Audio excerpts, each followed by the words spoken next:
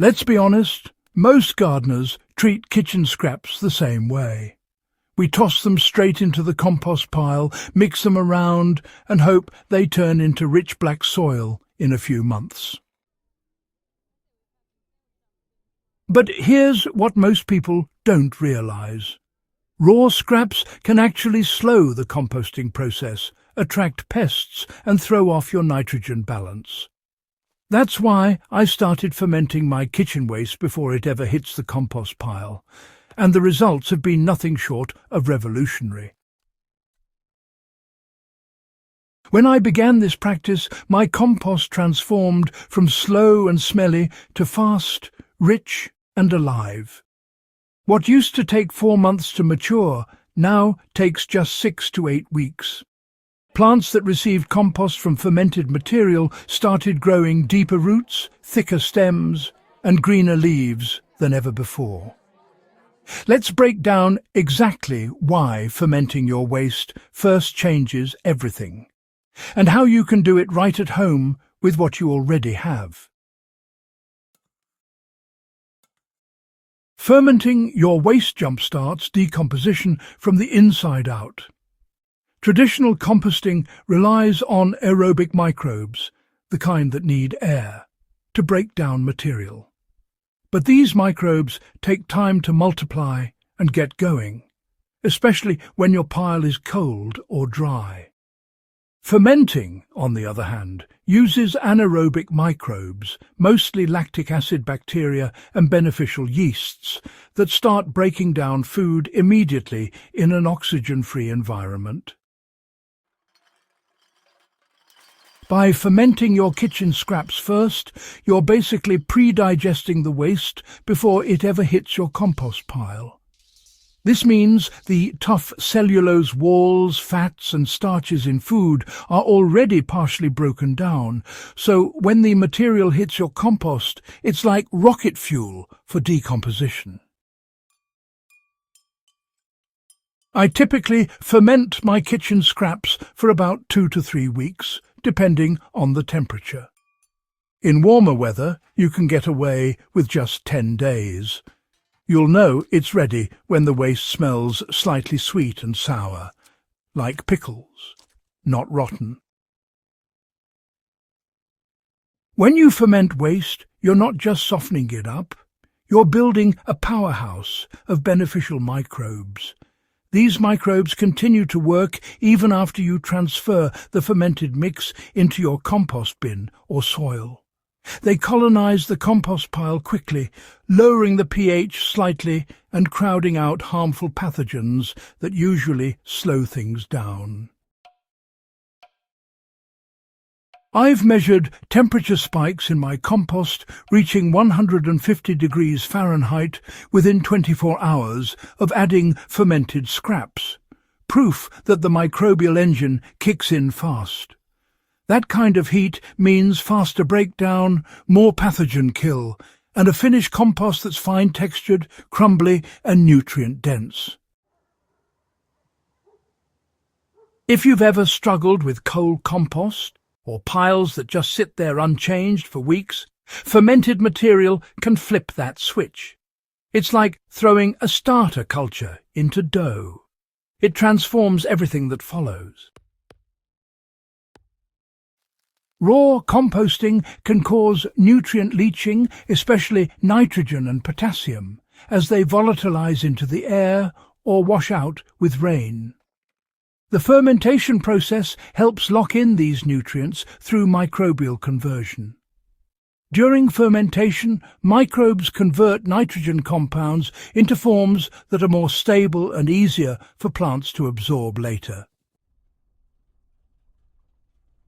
When you add fermented waste to your compost, you're keeping more of that nutrition where it belongs, in your soil. I actually tested this myself by comparing compost made with raw kitchen scraps to compost made from fermented ones. The fermented batch ended up with, about 20 to 25% higher nitrogen content, and it held onto moisture noticeably better.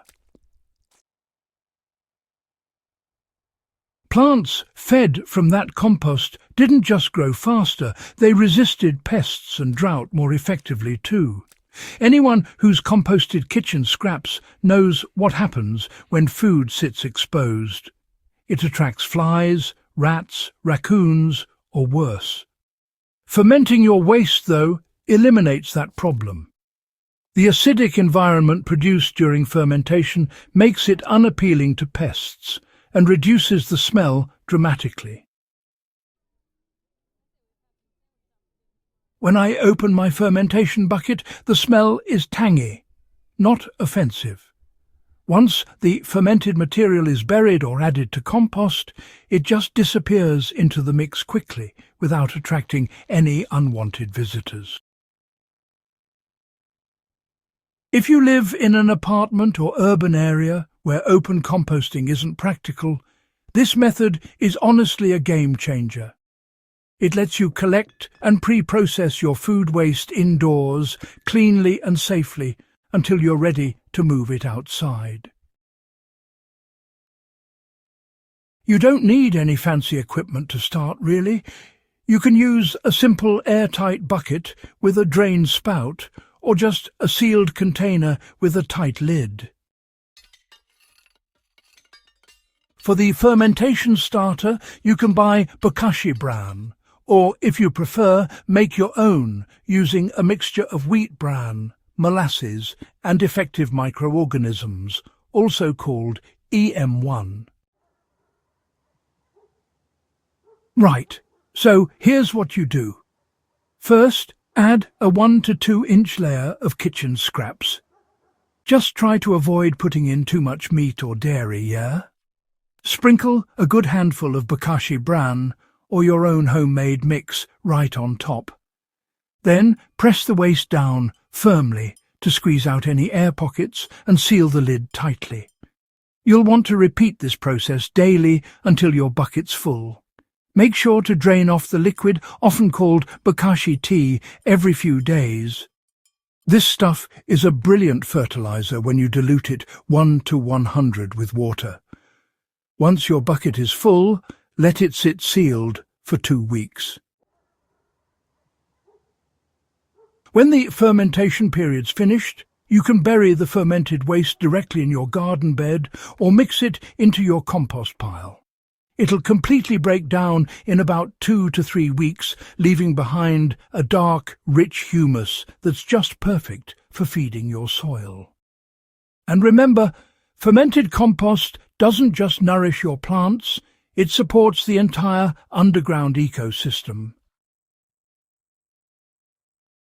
Earthworms, well, they're absolutely drawn to fermented material. Moving in quickly, they speed up the breakdown and enrich your soil with their castings. Beneficial fungi also colonize much faster, which improves soil structure and helps retain water. Over time, you'll notice your soil becoming more alive, airy, and much more resilient to disease. I've seen gardens transform within just 1 season using this method. Clay-heavy beds loosen up, sandy soils start holding moisture better, and herb roots develop a really strong network. Honestly, once you start fermenting, it's hard to go back to dumping raw scraps. The difference in soil vitality is just too obvious to ignore. Fermenting kitchen waste before composting is, in my view, the secret weapon serious gardeners didn't know they needed. It's efficient, clean, and rooted in centuries-old microbial science. You'll cut your composting time in half, keep more nutrients, and turn your waste into one of the most potent soil amendments possible. If you found this guide helpful, do subscribe to Gentle Herb Living for more in-depth regenerative gardening techniques, compost mastery tips, and soil secrets that actually work. And, don't forget to share this with a fellow gardener, because the more of us using these natural systems, the better our gardens and our planet will thrive.